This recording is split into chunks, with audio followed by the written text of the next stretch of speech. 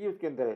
تو قرآن کے اندر چونکہ زندگی ہے اس لیے اس کے اندر بڑے امکانات ہیں, بڑی حمایت ہے. اسی لیے یہ کتاب کبھی بھی فرسودہ نہیں ہوتی, کبھی پرانی نہیں ہوتی. جتنی بار پڑھیے تازگی بڑھتی جاتی ہے.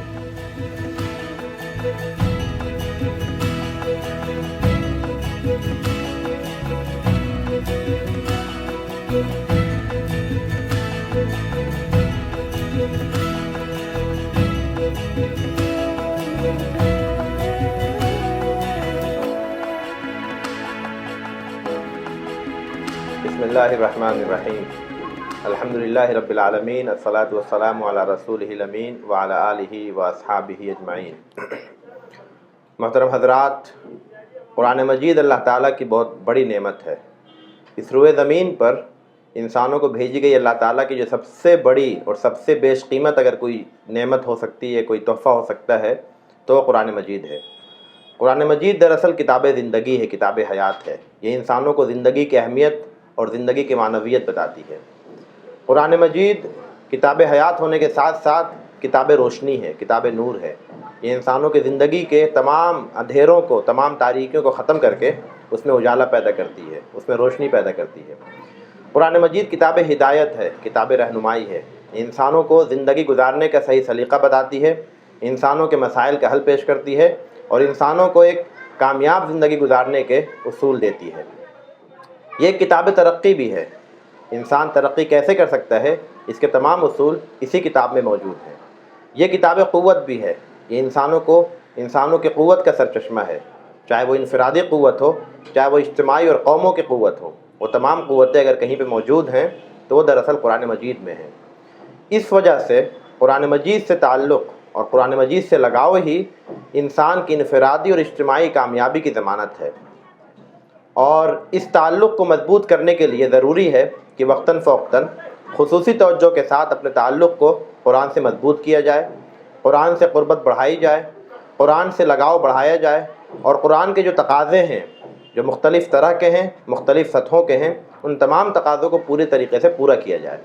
اسی مناسبت سے اس اپنے تعلق کو مضبوط کرنے کے لیے اور اپنے تعلق پر نظر ثانی کرنے کے لیے SIO آف انڈیا نے اعتصام بالقرآن مہم منانے کا فیصلہ کیا ہے, جس میں ہم تمام لوگ کوشش کریں گے اس بات کی کہ رمضان مجید کے شروع ہونے سے پہلے, جو کہ دراصل ماہ قرآن ہے, قرآن مجید کا مہینہ ہے, اس سے پہلے ہی ہم اپنے تعلق کا احتساب کریں گے قرآن مجید کے حوالے سے, اور اس کے بعد پھر انشاءاللہ اس بات کا عزم کریں گے, اس بات کا ارادہ کریں گے کہ ہم اس رمضان میں, اس ماہ رمضان میں اپنے تعلق کو قرآن مجید سے پہلے کی بنسبت بہت مضبوط اور بہت توانا کریں گے.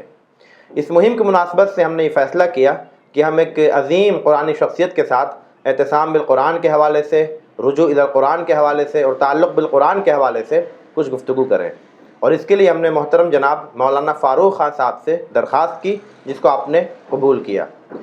محترم مولانا فاروق خان صاحب ہم تمام لوگوں کے لیے بہت ہی معروف شخصیت ہیں, ایک بہت ہی عظیم قرآنی شخصیت ہیں. آپ کے بہت ہی وسیع پیمانے پر علوم اسلامیہ, قرآن مجید اور سنت نبوی کے حوالے سے آپ کے خدمات ہیں, آپ کے کارنامے ہیں. آپ نے قرآن مجید کا ترجمہ اردو اور ہندی میں کیا. آپ نے کلام نبوت کے نام سے 7 جلدوں میں احادیث کا بہت ہی اہم مجموعہ پیش کیا اپنی شرح کے ساتھ, اس کے بیان کے ساتھ. اور اس کے علاوہ آپ نے قرآن و حدیث کی روشنی میں تقریباً 100 چھوٹی بڑی کتابیں تصنیف فرمائیں. تو ہم سب سے پہلے مولانا فاروق خان صاحب کا استقبال کرتے ہیں. مولانا, قبل اس کے کہ ہم قرآن کے حوالے سے کچھ گفتگو شروع کریں, ہم درخواست کریں گے مولانا سے کہ وہ پہلے اپنے ابتدائی حالات اور اپنے بچپن کے حوالے سے کچھ معلومات ہم سے شیئر کریں.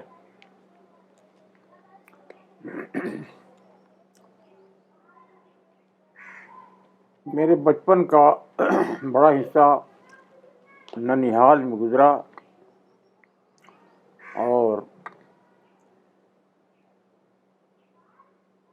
پرائمری اسکول کی تعلیم وہیں شروع ہوئی, اور پرائمری کے بعد پھر ہم اپنے اصل وطن چلے آئے ننیہال سے, اور پھر مڈل اسکول میں داخلہ لیا، اس کے بعد ہائی اسکول وغیرہ،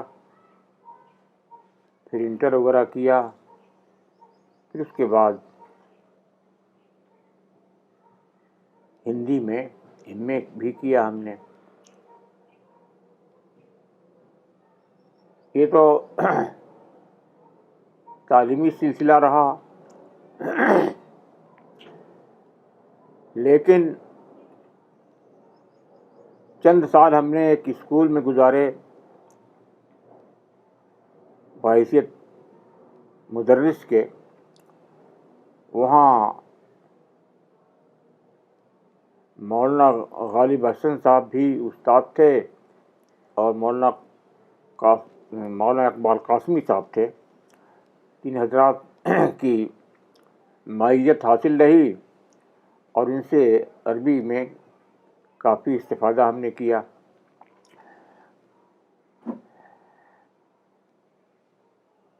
اس مدرسے ہی میں تھے، اسکول ہی میں تھے کہ مولانا عبدالحی صاحب رامپور کے ذہن میں آیا کہ ہندی میں قرآن کا ترجمہ آنا چاہیے. ہو سکتا ہے کہ کسی جلسے میں اسٹال لگایا ہو، وہاں غیر مسلموں کی طرف سے مطالبہ ہوا ہو، تو کوثر دانی صاحب سے ذکر کیا. انہوں نے ہم کو خط لکھا کہ کام آپ کرنے کا ہے. تو اس طرح سے ہمارے اندر شوق پیدا ہوا. لوگوں نے دل شکنی کی کہ نہیں، یہ کام بہت ذمہ داری کا ہے، یہ کام نہ لیجیے. لیکن مجھے شوق ہوا، میں چلا گیا اور پھر کام شروع کر دیا. چند پارے جب ہندی منتقل کیے تو چونکہ ہندی سے ناآشنا تھے وہ، کہنے لگے چلیے دیواکر راہی ایک ایڈوکیٹ ہیں، ادیب ہیں، ان کو سنایا جائے، دیکھا جائے. ہم نے کہا ٹھیک ہے. تو گیا، سورہ آل عمران انہوں نے پوری سنی اور سن کر کہا کہ اتنا اچھا ترجمہ تو میں نہیں کر سکتا تھا. کہیں بھی انہوں نے کوئی کریکشن نہیں کیا. تب ان کو اطمینان ہو گیا ترجمے کی طرف سے. یہ ترجمہ پورا ہوا اور پھر وہ چھپا. قرآن کی آیات کے سلسلے میں کہیں کوئی مشکل پیش آتی تو مولانا صدرالدین صاحب موجود تھے وہاں رامپور میں، ان سے استفادہ کرتا تھا. اور پھر مولانا مانت اللہ صاحب اصلاحی تھے، ان کا تعاون ہم کو حاصل رہا. تو یہ کچھ سال لگے تو شارٹ نوٹ کے ساتھ یہ ترجمہ جو ہے تیار ہو گیا اور پھر وہ شائع ہوا.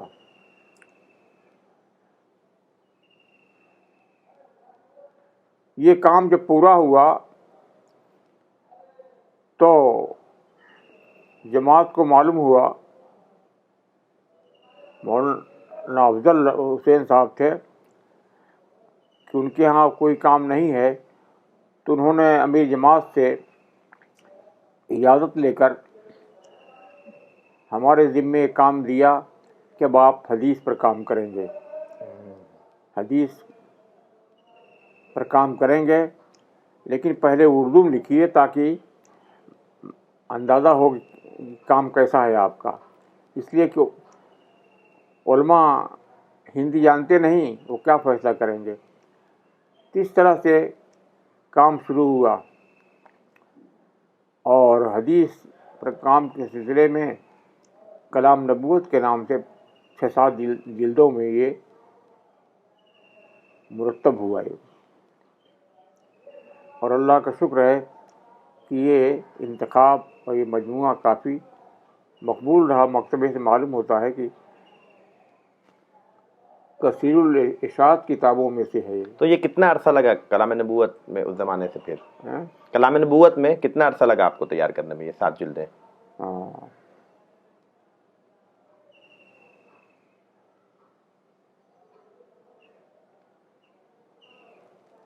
کلام نبوت کی ترتیب میں زیادہ وقت نہیں لگا، 3-4 سال لگے ہوں گے اندازہ. کچھ نوٹ تو کیا نہیں ہے میں نے. جی جی جی. ہاں.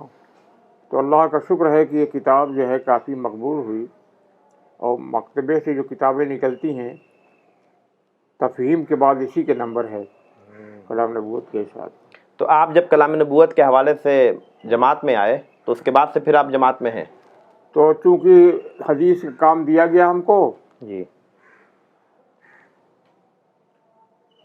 تو اس کام کے بعد پھر تصنیف تالیف کا جو شعبہ ہے جماعت کا، اس میں ہم شامل ہو گیا آٹومیٹک ہے، جی جی اور اس شعبے کے تحت کام کرتے رہے۔ رامپور سے پھر علی گڑھ منتقل ہوئے، پھر دلی، اور اسی شعبے سے جماعت مکتبہ کا جو شعبہ ہے مکتبے کا تصنیف تالیف کا، اسی سے منسلک ہیں آج بھی۔ ہاں، اور تقریباً چھوٹی بڑی 111 کتابیں مرتب کرنے کی توفیق اللہ تعالیٰ نے بخشی۔ اللہ تعالیٰ قبول کرے۔ مولانا کوئی ایسا واقعہ آپ کو یاد ہے بچپن کا یا جوانی کا جس کا اثر آپ کی تمام علمی اور فکری سرگرمیوں اور اٹھان میں مستقل آپ کو محسوس ہوا ہو، یا پھر اس کا ایک آپ محسوس کر سکتے ہو کہ اس واقعے کا بہت اثر رہا ہو آپ کی پوری زندگی نہیں، میں؟ ایسی کوئی بات نہیں ہے، بس یہ ہے کہ ہماری والدہ کا انتقال بچپن میں ہو گیا تھا، 5-6 مہینے کا، 5-6 مہینے کا رہا ہوں گا کہ والدہ کا انتقال ہو گیا ہے نا۔ جی پھر دادی تھی، پھر نانی تھی، جی ان کی پرورش میں بچپن گزرا، تو میں نے بچپن کا بڑا حصہ پرائمری اسکول تک کا ننیہال ہی میں گزرا۔ جی آپ نے ننیال اور وطن کا ذکر کیا، ننیال کہاں تھا آپ کا؟ ننیہال جو ہے سلطان پور ضلع میں مسورن نام کا ایک موضع ہے، اچھا، وہاں ننیہال تھا۔ اور وطن؟ وطن جو ہے کرپی رامپور ہے، جو قاضی پور تحصیل کے قریب ہے، وہ بھی سلطانی پور میں؟ سلطانی پور میں ہے۔ جی جی جی ہاں،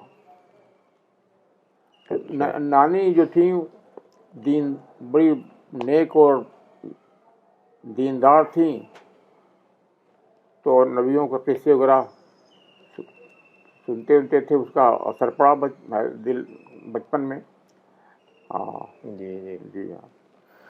اچھا مولانا، آپ کے کاموں میں ایک بہت اہم کارنامہ جو ہے وہ قرآن کے ترجمے کے حوالے سے ہے، ہاں، اور پھر اس میں آپ نے قرآن کا ترجمہ بھی کیا، اور قرآن کے ترجموں کے حوالے سے آپ نے بعض شخصیات کے بڑے مترجمین کے حوالے سے بھی آپ نے کچھ ان کے تعارف پہ یا ان کے کاموں پہ بھی آپ نے کچھ تصنیف کری ہیں چیزیں، شاہ عبد القادر کی قرآن فہمی کے حوالے سے مثال کے طور پہ۔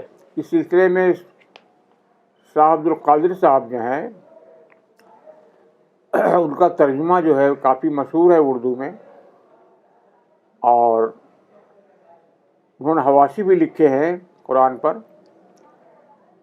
ان حواشی کی روشنی میں ایک کتاب میں نے لکھی شاہ عبد القادر صاحب کی قرآن فہمی کے نام سے، جو مکتبے نے شائع کیا ہے، وہ کتاب بھی کافی مقبول ہوئی۔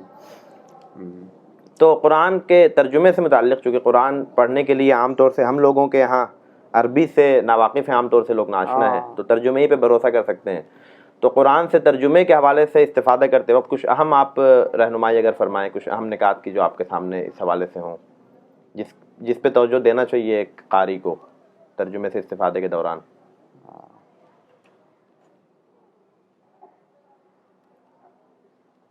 قرآن کے تراجم میں قرآن تو بہت ہی متاثر کرنے والی زبان میں ہے، لیکن ترجمے میں آ کر وہ اثر باقی نہیں رہتا۔ تو ترجمہ میں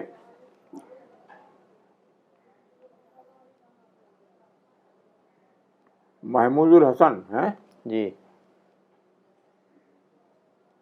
کا ترجمہ رائج رہا ہے، شاہ صاحب کے ترجمے کے انہوں نے کچھ جدید انداز دیا اس کو، اور مولانا شبیر صاحب جو تھے، شبیر عثمانی جی، ان کے حواشی جو ہیں قرآن فہمی کے سلسلے میں کافی معاون اور مددگار رہے ہیں۔ اور ان کے حواشی کی خصوصیت یہ ہے کہ قدما نے قرآن کو کیا سمجھا ہے ان کے حواشی کے مطالعے سے معلوم ہو جائے گا، سب خلاصہ اس کے اندر آ گیا ہے۔ جی جی۔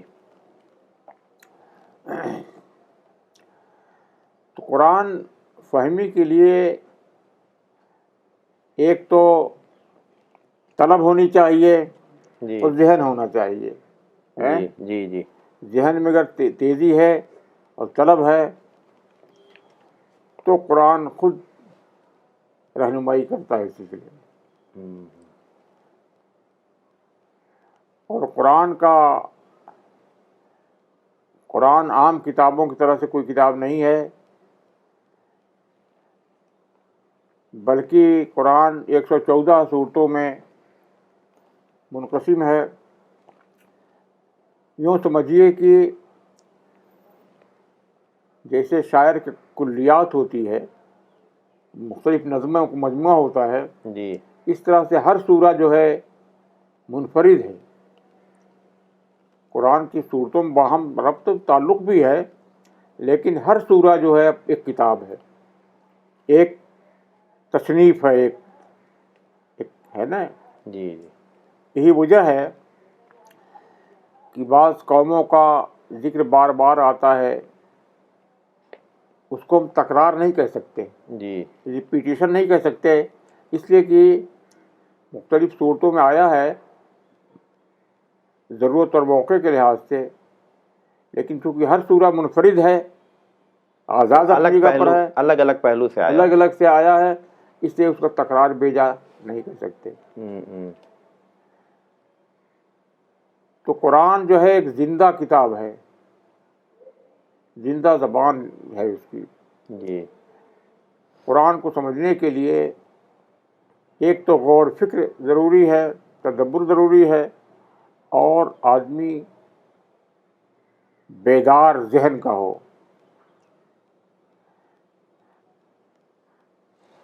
اور ایک خاص بات یہ ہے کہ قرآن کے اندر قرآن کی ایک ایسی خوبی ہے جو کسی کتاب میں نہیں ملے گی۔ یہ کتاب ایسی ہے کہ ایک بدوی کو بھی اگر زبان جانتا ہے وہ تو دے سکتے ہیں آپ، ایک لرنڈ حکیم دانا شخص کے لیے بھی یہی کافی ہے۔ جی یہ خصوصیت کسی کتاب کی نہیں ہے۔ کتابیں ہوتی ہیں عوام کے لیے ہیں، خواص کے لیے ہیں، متوسط طبقے کے لیے ہے، لیکن یہ کتاب جو ہے ایسی ہے کہ عوام کے لیے بھی ہے، کوئی دقت نہیں ہے، عوام کے لیے بالکل سادے انداز میں ہے، گہرے لوگوں کے لیے وہ گہری کتاب ہے یہ۔ جی تو قرآن کے اندر ایمائیت پائی جاتی ہے۔ آیتیں جامع ہیں۔ جی ایک آیت کے اگر 8 مفہوم نکلتے ہیں تو 8 مدلول ہیں، 8 صحیح ہے۔ شرط یہ ہے کہ ان میں تکرار تضاد نہ ہو، جی تو وہ جامع آیت مانی جائے گی۔ تو قرآن کی خوبی یہ ہے کہ کب کون سا پہلو ہمارے سامنے آئے ہم نہیں کہہ سکتے۔ جیسے کسی مکان میں چارپائی پہ آپ کوئی پتھر رکھ جائیں اور تالا بند کر کے چلے جائیں، آپ پورے یقین سے کہیں گے کہ پتھر وہی ملے گی جہاں ہم نے رکھا ہے۔ جی جی لیکن کسی بچے کو چھوڑ کے جائے تو آپ نہیں کہہ سکتے کہ بچہ چارپائی ملے گا، سوتا ہوا ملے گا، کہ جاگتا ملے گا، جی نہیں کہہ سکتے۔ زندگی اس کے اندر ہے۔ تو قرآن کے اندر چونکہ زندگی ہے، اس لیے اس کے اندر بڑے امکانات ہیں، بڑی حمایت ہے، اسی لیے یہ کتاب کبھی بھی فرسودہ نہیں ہوتی، کبھی پرانی نہیں ہوتی۔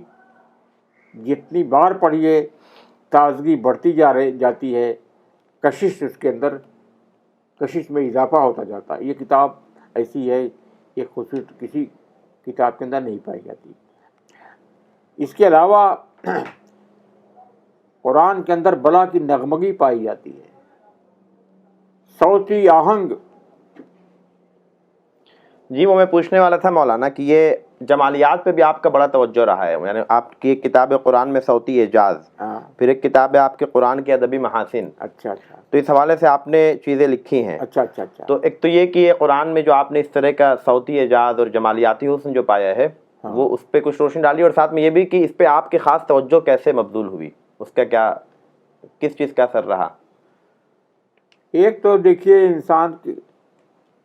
انسان اگر باشعور ہے، باذوق ہے، تو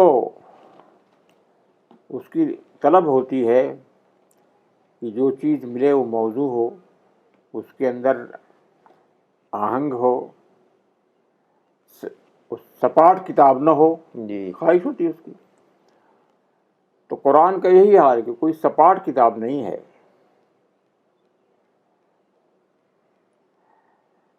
بلکہ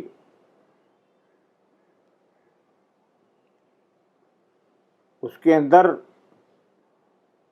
موسیقیت پائی جاتی ہے، صوتی جمال پایا جاتا ہے اس کے اندر، اور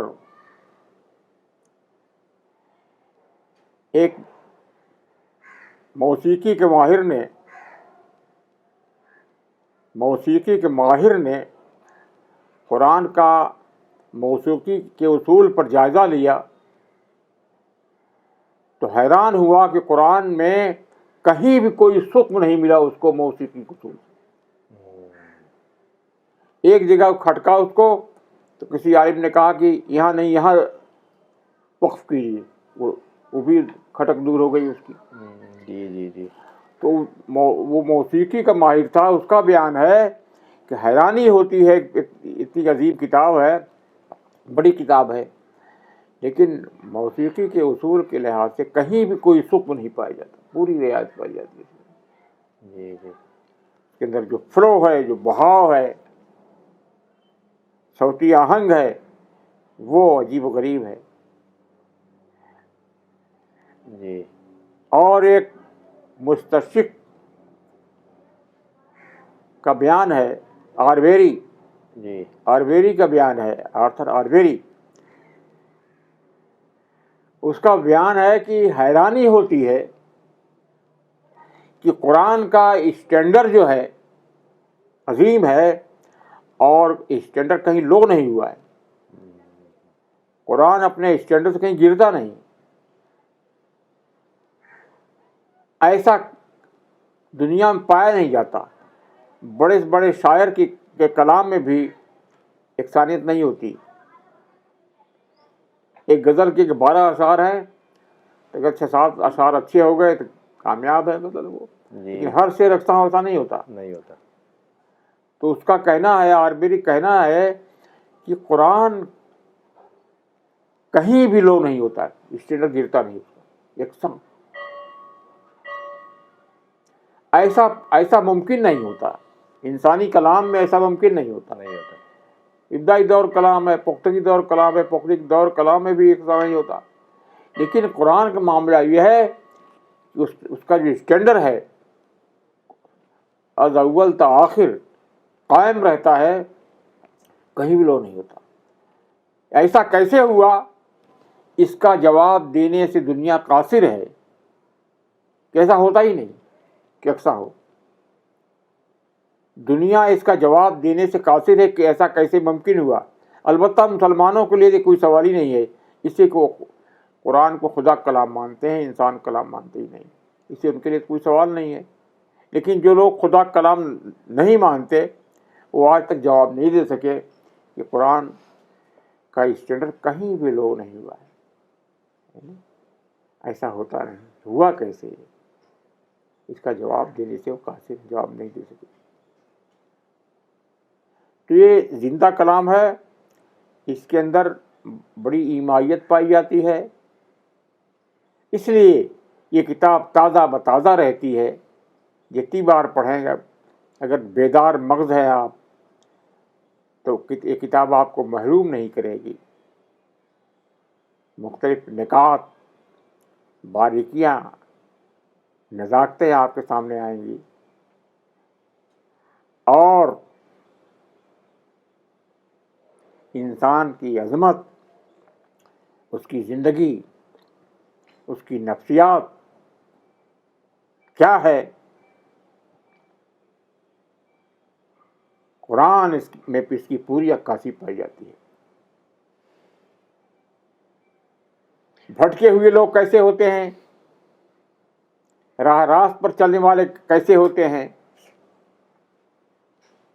کامیابی کا معیار کیا ہے، یہ سب قرآن سے سیکھیے. اور قرآن جو ہے ایک ایسی دنیا میں ہم کو پہنچا دیتا ہے جو دنیا سرمدی ہے، آفاقی ہے، جس کے اندر کشش پائی جاتی ہے، حسن پایا جاتا ہے، اور جس کے اندر کوئی یاس نہیں،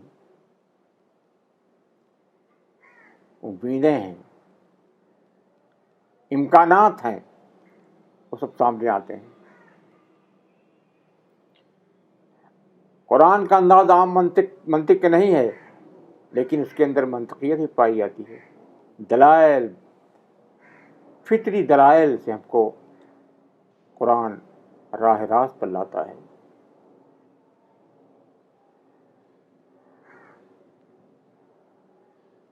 اور ان تمام خوبیوں کے باوجود اس کا ادبی معیار جو ہے اسے آسمانی ادب کہہ سکتے ہیں. وہ معیار جو ہے نہایت اعلیٰ ہے، حیران کن ہے، ہمیں حیرانی میں ڈال دیتا ہے. ضرورت اس بات کی ہے کہ ہم اس کی قدر کریں. اچھا مولانا، آپ نے جو اپنا تعلیمی بیک گراؤنڈ بتایا، تو آپ نے اسکول کیا، کالج کیا، پھر ہندی سے آپ نے غالباً ایم اے کیا. تو اس میں کہیں بھی آپ کسی مدرسے میں نہیں گئے، آپ نے عربی باقاعدہ کہیں سیکھی نہیں. تو آپ نے عربی کیسے سیکھی یہ بھی بتائیے، اور عربی سیکھنے کا آپ کا تجربہ کیسا رہا؟ کتنا آسان ہے، کتنا مشکل ہے، کیا اس کے لیے سوچا جا سکتا ہے؟ دیکھیے، زبان جو ہوتی ہے فطری ہوتی ہے. زبانیں فطری طور پر وجود میں آتی ہیں، الہامی ہوتی ہیں. تو میرا تو خیال یہ ہے کچھ ابتدائی گرامر جو ہوتا ہے، ابتدائی بنیادی کچھ جاننا چاہیے. اس کے بعد مطالعہ کیجیے، پڑھیے، بڑھتا رہے گا، پختگی آئے گی. کچھ اسے الفابیٹ، کسی تحریر پڑھنے کے لیے الفابیٹ جانا ضروری ہے. جی. اسی طرح سے عربی زبان کے سلسلے میں کچھ ابتدائی باتیں ہیں بنیادی، وہ جان لیجئے. اس کے بعد مطالعہ شروع کر دیے، اضافہ ہوتا رہے گا، باریکیاں سامنے آتی جائیں گی، ہے نا. اچھا مولانا، قرآن فہمی کا یا قرآن کے ساتھ تعامل کرنے کا آپ کا جو پورا سفر رہا، اس میں آپ کن لوگوں سے زیادہ متاثر ہوئے؟ اس پہ آپ کچھ بتا سکتے ہیں؟ کن لوگوں نے آپ کے اس پورے سفر کو بہت زیادہ متاثر کیا؟ سمجھ رہا ہوں. میں کسی سے متاثر نہیں ہوا، ہے نا. متاثر ہوا تو ابن قیم اور علامہ فراہی. ابن قیم اور علامہ فراہی، جی. یہ دو شخصیتیں ہیں ہمارے سامنے رہیں جن کو میں نے وزن دیا ہے، جی. اور ان سے فائدہ بھی اٹھانے کی کوشش کی، اور کسی طرف توجہ میری خاص نہیں رہی. اچھا مولانا، آپ نے جن موضوعات پہ لکھا ہے قرآن سے متعلق، اس میں ایک اہم موضوع روحانیت اور تصوف ہے. تو روحانیت اور تصوف کے حوالے سے آپ قرآن کی روشنی میں کیا دیکھتے ہیں؟ کیا رہے آپ کے تجربات؟ دیکھیے، روحانیت کا مطلب یہ ہوتا ہے کہ آدمی صرف مادی جسم کے ارد گرد چکر نہ لگائے، بلکہ مادی وجود جو انسان کا، اس سے ہٹ کر، اس سے بڑھ کر بھی کچھ ہے. وہ اس کو وہ فیل کرے، محسوس کرے. جسم کے علاوہ بھی ہم کچھ ہیں، اور جسم کے علاوہ جو کچھ ہم ہیں وہ زیادہ بیش قیمت ہے. وہ بیش قیمت ہے، وہ فانی نہیں ہے. جسم تو فانی ہے، جسم پر تو بڑھاپا طاری ہوتا ہے، ذوف طاری ہوتا ہے، یہاں تک کہ جسم ہمارا ساتھ چھوڑ دیتا ہے. تو اس کو جاننا چاہیے کہ ہم جسم کے علاوہ کچھ ہیں، جسم کے سوا جو کچھ ہیں، جو غیر مرئی بظاہر ہے، وہ زیادہ قیمتی ہے اور وہ غیر فانی ہے. اور وَلَهُ الْمَثْلُ الْأَعْلَىٰ، خدا کے لیے اعلیٰ مثالیں ہیں سمجھنے کے لیے، تو سچی بات تو یہ ہے کہ مادی دنیا میں رہنے کے لیے، مادی دنیا سے استفادے کے لیے یہ جسم دیا گیا ہم کو، لیکن روحانی طور پر ہم کسی اور دنیا کے ہیں، اور دنیا غیر فانی ہے، ابدی دنیا ہے، اس کے باشندے اصل میں ہم ہیں۔ تو روحانیت کا مطلب یہ ہوتا ہے کہ ہم اس کو سمجھیں کہ جسم ہم نہیں ہیں، صرف جسم تو ہمارا خادم ہے، ہماری مدد کے لیے ہے۔ جیسے گھوڑے پر کوئی سوار ہوتا ہے، وہ گھوڑا نہیں ہے، گھوڑا اس کی مدد کے لیے ہے، اس پر سوار ہو کر وہ سفر کر سکے، وہ گھوڑا بن کے رہ جائے، یہ چیز افسوسناک ہوگی۔ عام طور پہ ہوتا ہے کہ لوگ جسم بن کر رہ گئے، جسم ہی کے ارد گرد جیتے ہیں، وہ اپنے سے ملاقات ہی نہیں کی، ہم کچھ اور بھی ہیں، اس کو جانا ہی نہیں، اسی لیے ان کے یہاں یاس مایوسی طاری ہو جاتی ہے۔ لیکن جنہوں نے اپنے اصل ذات کو، اپنی اصل ذات کو، اپنی شخصیت کو، پرسنالٹی کو، جس کا تعلق روح سے ہے، اس کو سمجھ لیا، ان کے ہاں تازگی ہے، شگفتگی ہے، امیدیں ہیں، سرفرازیاں ہیں، خوشیاں ہیں، نشاط ہے، یاس ہے۔ مولانا، روحانیت پہ جو آپ نے گفتگو کری، تو روحانیت کا جو پورا ڈسکورس ہے، جس کا ایک اہم مظہر جو ہے وہ تصوف کے طور پہ دیکھا جا سکتا ہے، تصوف اس کی ایک علامت بن جاتا ہے، اور اس میں دو چیزیں بہت واضح طور پہ دیکھی جاتی ہیں۔ ایک تو تصوف میں کلٹ سسٹم کہیں نہ کہیں ضرور سامنے آ جاتا ہے۔ کلٹ سسٹم کا مطلب اس طور سے کہ کوئی ایک شخص جو ہے وہ اس پورے روحانیت کا بزرگ بن جاتا ہے، اور وہ لوگوں کو بتاتا ہے کہ روحانیت کیا ہے، تمہیں کیسے رہنا ہے، کیسے کرنا ہے، اور اس کے ذریعے جو ایک مائنڈ سیٹ ڈیولپ ہوتا ہے، یا جو ایک ذہنیت پیدا ہوتی ہے، وہ یہ کہ پھر آدمی جو ہے جو ان کے تحت ہوتا ہے، وہ اپنی رائے کو، اپنے غور و فکر کو بالکل بند کر کے رکھتا ہے، تو ہر چیز میں ان کے تابع ہو جاتا ہے۔ دوسری طرف بسا اوقات احکام کے حوالے سے یہ بھی دیکھتے ہیں کہ تصوف میں احکام کے حوالے سے تھوڑا سا بے اعتنائی یا پھر لاپرواہی بھی آتی ہے، کہ اصل جو فوکس ہوتا ہے وہ کیفیت ہے، روح ہے، روحانیت ہے، یہ احکام جو ہے ظاہری ہے، تو بس ایک ایسی چیز ہے۔ دوسری طرف کچھ تصورات ایسے ہیں، یا کچھ دینی تصور ایسا ہے جس میں روح، کیفیت، روحانیت اس کا بالکل وہ ہوتا ہے، مفقود ہوتے ہیں یہ۔ تو وہاں پہ کیا ہے کہ پورا تصور جو ہے خشک دین پہ ہوتا ہے، کہ بس آپ کو ایسے ایسے احکام اس پہ عمل کرنا ہے، کیفیت سے مطلب نہیں ہوتا ہے بہت زیادہ، تو بہت ڈرائی دین کا ایک تصور پیش ہوتا ہے۔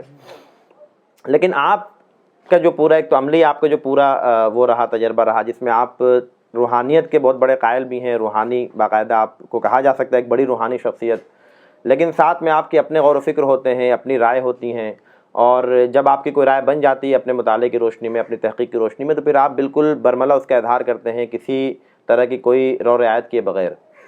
تو یہ جو روحانیت آپ جس پہ عمل کر رہے ہیں، یا پھر آپ نے جس کو پیش کیا ہے، اور چونکہ آپ نے علامہ فراہی کا نام لیا، اور آپ کی کتاب کا نام بھی اسلام کا نظام روحانی اور علامہ فراہی، تو کس طریقے سے آپ اپنی اس روحانیت کو دیکھتے ہیں، اور علامہ فراہی کا اس روحانیت کے حوالے سے کیا تصور ہے، اس پہ ذرا روشنی ڈالیں۔ نہیں، اس میں ایسا ہے کہ علامہ فراہی کا معاملہ ایسا ہے، استثنائی کیس ہے ان کا، قدرتی طور پر بغیر کسی اس میں پڑھے انہوں نے سیر باطن کیا، دین کا جو باطنی پہلو ہے، قرآن کا جو باطنی پہلو ہے، اس پر ان کی نگاہ تھی، تو فطری طور پر وہ بہت کچھ پا لیا انہوں نے، بغیر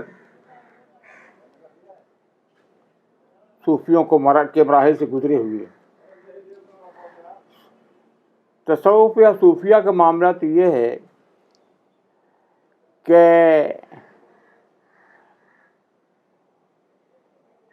ظاہری احکام جو ہیں ان کی اہمیت اپنی جگہ پر ہے،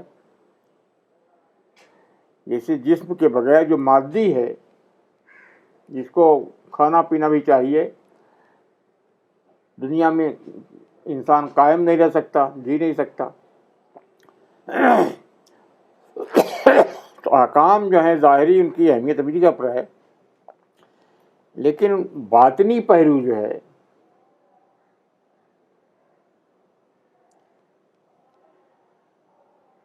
اس کی طرف سے بے اتنائی صحیح نہیں ہے، لیکن اتنا بھی نہیں ہونا چاہیے کہ ظاہر کو نظر انداز کر دیں بالکل۔ اعتدال کی راہ صحیح ہے۔ ظاہری احکام یا ظاہری وجود جو ہے اپنی جگہ پر ہے، اس کا حق ادا کیجیے۔ گملے میں جو پودا ہوتا ہے پھول کا، اصل تو گلاب کھلتا ہے، حاصل ہے وہ وجود کا، لیکن اس کی پتیاں، ڈالیاں، اس میں پانی کا اور کھاد کا پڑنا، یہ سب ضروری ہے اپنی جگہ پر۔ جی جی گرچہ اصل مقصد تو کھلنا ہے۔ اسی طرح سے آدمی کے اندر روحانی کھلاوٹ آ جائے، جو ایک کیف کی شکل میں، نشاط کی شکل میں ہوتا ہے، اس کی بھی اہمیت ہے۔ وہ نہ ہو تو دین خشک ہو کر رہ جائے گا۔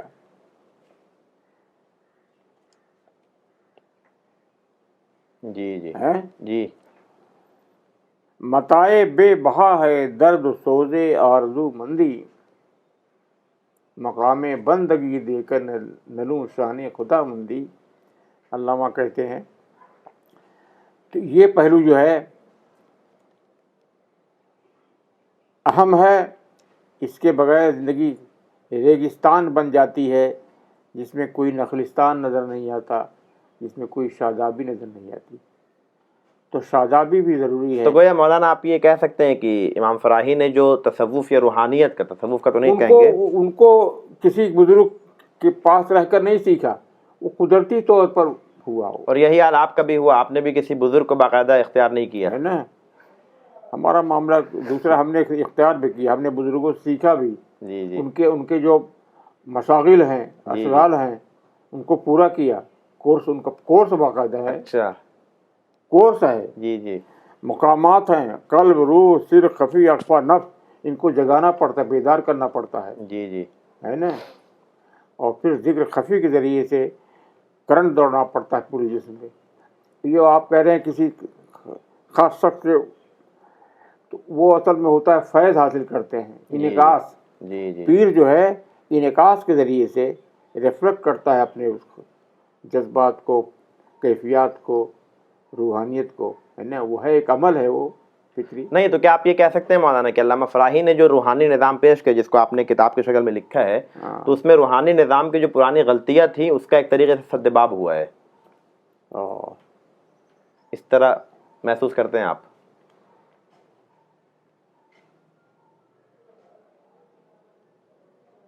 مولانا فراہی جو تھے نا، جی ان کا معاملہ یہ ہے کہ علماء ایک ظاہر ہوتے ہیں، ظاہری حکام بھی ہے وہ، ان کی نظر بطون قرآن پر بھی تھی، جی ہے نا۔ سیر باطن کے بھی وہ قائل تھے، ہے نا۔ سیر باطن، سیر باطن اگر نہ ہو تو دین آپ کا ادھورا رہے گا اور خشک رہے گا۔ ہاں، تو علامہ فراہی پر تو اللہ کا یہ خاص عنایت رہی ہے کہ یہ ان کے یہاں یہ خرابی پیدا نہیں ہوئی۔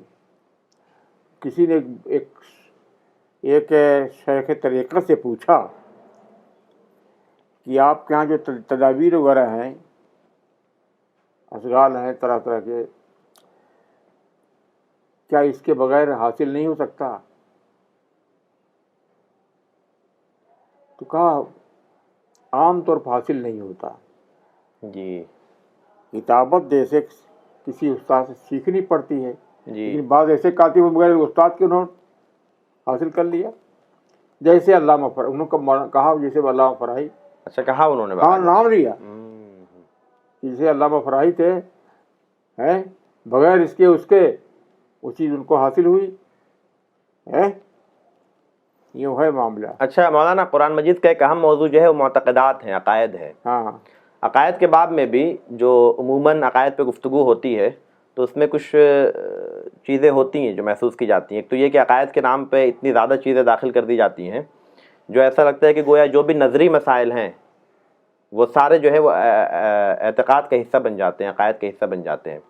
اور اس کے بعد پھر جس طرح سے اس میں آرگومنٹس کیے جاتے ہیں، جن بیسس پہ، جن بنیادوں پہ اس کو پیش کیا جاتا ہے، تو اس میں بہت سے مسائل درپیش ہوتے ہیں۔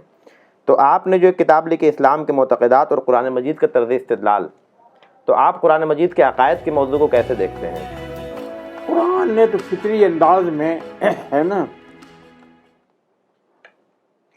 قابل فہم طرز اختیار کیا، اور قرآن کے اندر جو عقائد نظریات بیان ہوئے ہیں وہ فطری انداز میں بیان ہوئے ہیں، ہے نا۔ جی اور دلائل آفاق و انفس کو کنسلٹ کیا ہے، آفاق و انفس کو کنسلٹ کیا ہے۔ اب اس میں کوئی اور گہرائی پیدا کرنا چاہے، جانا چاہے تو اس کی صلاحیت پر ہے، وہ کوئی رکاوٹ نہیں ہے نا۔ نہیں، پھر قرآن مجید نے عقائد کے مضامین میں بھی بہت محدود مضامین کو اختیار کیا، یا پھر جس طرح مثال کے طور پہ عقائد کے جو دوسرے مباحث ہوتے ہیں تو اس میں جس طریقے سے عقائد کے اندر بہت سے ایسی چیزوں کو داخل کر دیا جاتا ہے مثال کے طور پہ، جس کا قرآن مجید میں کہیں عقائد کے حوالے سے ذکر نہیں ملتا ہے۔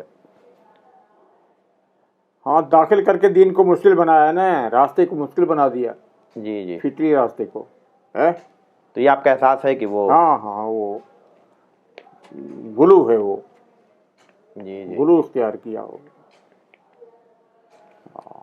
اچھا مولانا، آپ کی کتابوں میں کئی کتابیں ایسی ہیں جس پہ آپ نے دوسرے مذاہب میں، خاص کر کے ہندو مذہب میں، ہندو مذہب کے مطالعے کے حوالے سے، ہندو مذہب کی قدیم شخصیات کے حوالے سے بھی گفتگو کری ہے، اور اسی حوالے سے پھر آپ نے ساتھ میں قرآن سب کے لیے کے حوالے سے بھی جو ہے وہ کتابچہ لکھا ہے۔ تو آپ کیسے دیکھتے ہیں بین المذاہب مکالمے کا جو پورا ایک وہ ہے؟ دیکھیے، بات یہ ہے کہ باطل بھی حق کا سہارا لیے بغیر قائم نہیں رہتا، جی کھڑا نہیں ہوتا، ہے نا۔ جی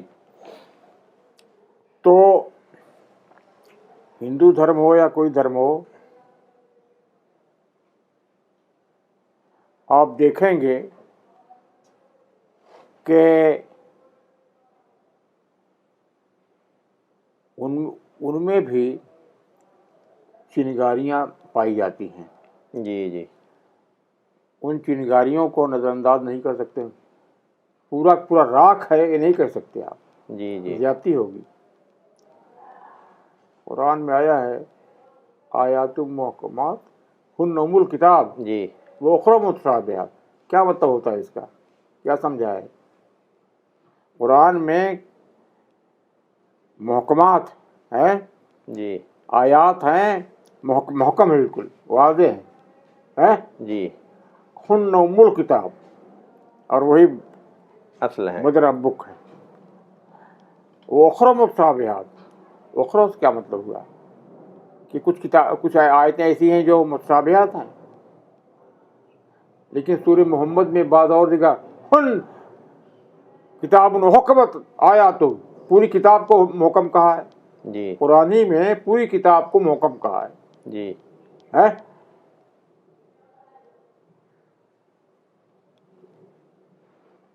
آیات سورہ محمد میں ہے۔ جی جی، وہ ہے کتاب حکمت آیاتہ۔ ہاں، تو معلوم ہوا قرآن کہہ رہا ہے کہ پوری کتاب محکم ہے، جی اور آپ دو طرح کی بتاتے ہیں، کچھ محکم ہے، کچھ مشتبہات میں سے آتی ہیں، یہ صحیح نہیں ہے۔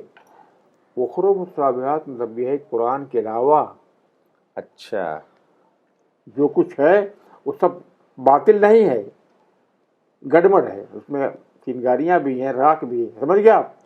جی جی، اخر سے مراد قرآن نہیں ہے بلکہ غیر قرآن، دوسری، اچھا، غیر قرآن، غیر قرآنی ذخیرہ جو ہے بھی پورا لائق رد نہیں ہے، دریا بند کر دیں آپ۔ جی جی جی تو مثلاً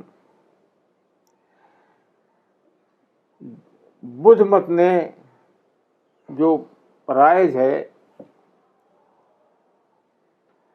نروان کو بنایا، اصل نروان مطلب ایک دکھ سے نجات پا لے آدمی، جی ہے ایک ضرورت ہے، آدمی دکھ میں ہے تو اس سے نجات پا سکے، نروان پہ زور دیا۔ اب قرآن نے بھی لیطمئن قلبی ہے، جی اطمینان قلب ضروری بذکر ہے. اللہ تطمئن القلوب. ہاں جی جی. یا حضرت ابراہیم نے کہا کہ لیطمئن قلبی. قلبی، تو اطمینان قلب بھی ایک چیز ہے. تو بدھ مت میں یہ ہے کہ دکھ سے نجات. جین میں ہے کیولیا، جو الٹیمیٹ ریئلٹی ہے جی جس میں تبدیلی ممکن نہیں ہے، اس کو پا لینا ہے. جی. کیول. کیولیا کہتے ہیں، کیولیا کہتے ہیں. جی. ان کا خلاصہ ہے کیول ہے، اس کو پا لینا. ہندو مت میں ہے مکتی، نجات. نجات. نجات سے مراد ہے کہ آواگمن سے چھٹکارا مل جائے. جی جی.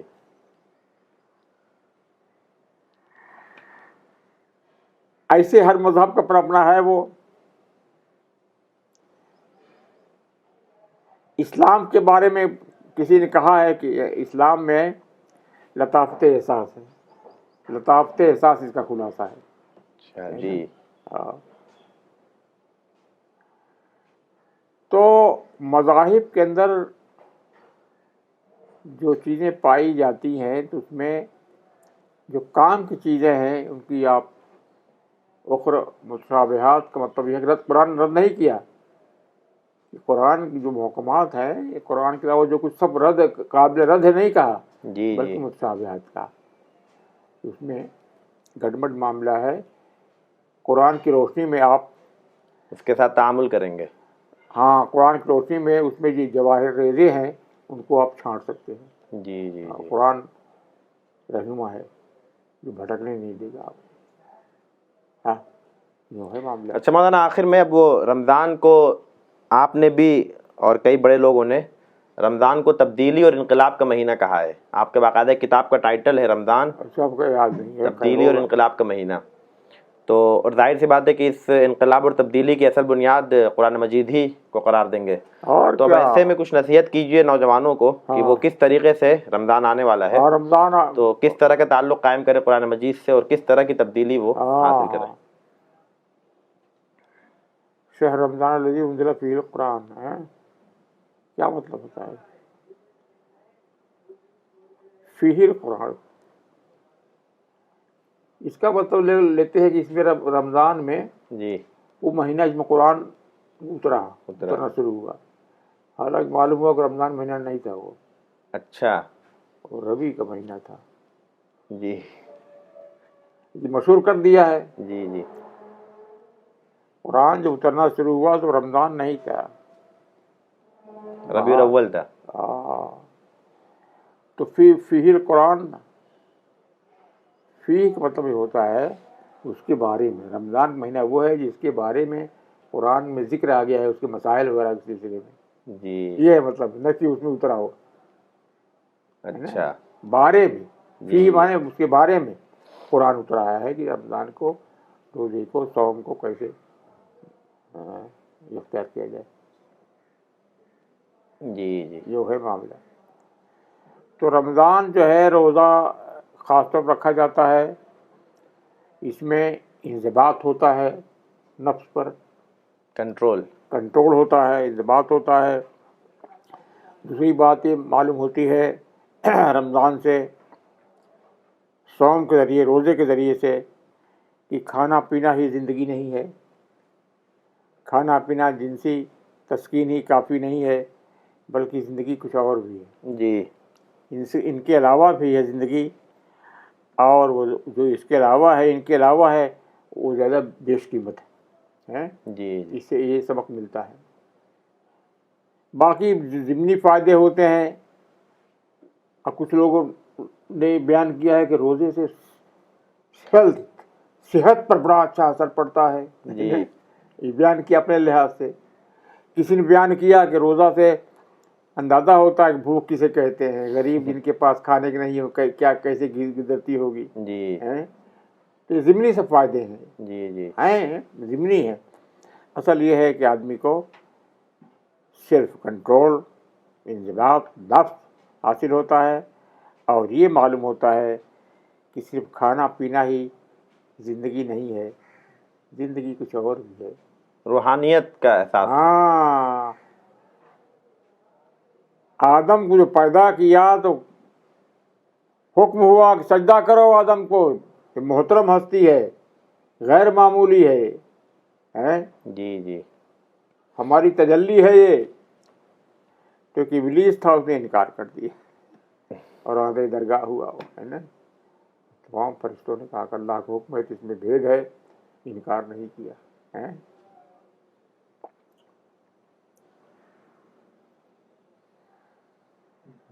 تو آدم جو ہے، انسان جو ہے، یہ خدا کی صفات سے اپنی تعمیر کرے جی. اور آئین حق بن کر زندگی گزارے.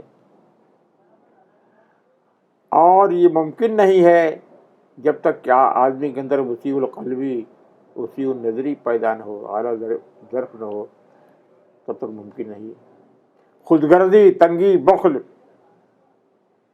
اس کے ساتھ یہ چیز حاصل نہیں ہو سکتی. جی. فیاضی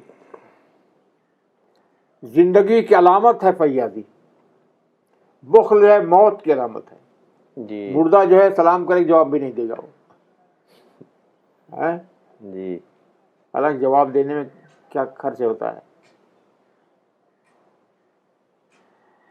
سلام کرنا واجب نہیں ہے، ہماری آسانی کے لیے کر دیا، یہ واجب نہیں رکھا.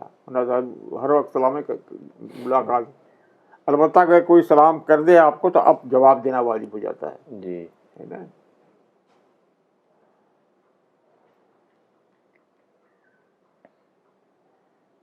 اس پہ تھوڑا روشنی ڈالی مولانا. آپ نے بیچ میں آپ نے بیچ میں کہا ایک جملہ کیا کہ اس سے استفادے کے لیے رمضان میں انسان کو یا آدم کو اللہ تعالیٰ کی صفات سے اپنی تعمیر کرنی چاہیے. ہاں، کیا مطلب اس کا تھوڑا سا؟ صفات جو ہیں، صفات اس کی ہیں، پاک ذات ہے وہ، اور وہ رزاق ہے، داتا ہے، رحیم ہے، رحمان ہے. جو صفات اس کی ہیں، جی جی. اس کا عکس ہمارے اندر آنا چاہیے. سیکھیں اس سے ہم. کسی بڑے کے پاس آپ کا آنا جانا رہا، اس سے بڑپن نہ لیا، آپ نے کیا سیکھا؟ آپ نے کسی سائنٹسٹ کے پاس رہے آپ اور سائنٹفک ایٹیٹیوڈ آپ کو حاصل نہیں ہوا، تو کیا صحبت حاصل کیا آپ نے؟ بالکل. تو خدا کی جو صفات ہیں وہ اپنے اندر اتاریں. یہ سب سے واضح انداز میں قرآن مجید میں ملیں گی. ہاں، اور وہ قرآن مجید کے اندر آپ کو چیز ملے گی، وہ آئینہ بن جائے آپ کے لیے. پھر آپ آئین حق بن جائیں دنیا والوں کے لیے، خود اپنے لیے، گھر والوں کے لیے بھی. تو میرا خیال ہے کہ بہت بہت شکریہ مولانا. ہم تمام لوگ آپ کے بہت مشکور و ممنون ہیں کہ آپ نے اپنا قیمتی وقت دیا اور بھرپور طریقے سے اعتصام بالقرآن کے حوالے سے مختلف پہلوؤں پہ آپ نے روشنی ڈالی. اللہ تعالیٰ آپ کی عمر میں برکت دے اور ہم لوگوں کو مزید استفادہ کرنے کی توفیق دے، اور یہ پروگرام ہم تمام لوگوں کے لیے باعث خیر و برکت بنائے، استفادے کا ذریعہ بنائے. جزاکم اللہ خیرا. السلام علیکم و رحمۃ اللہ وبرکاتہ.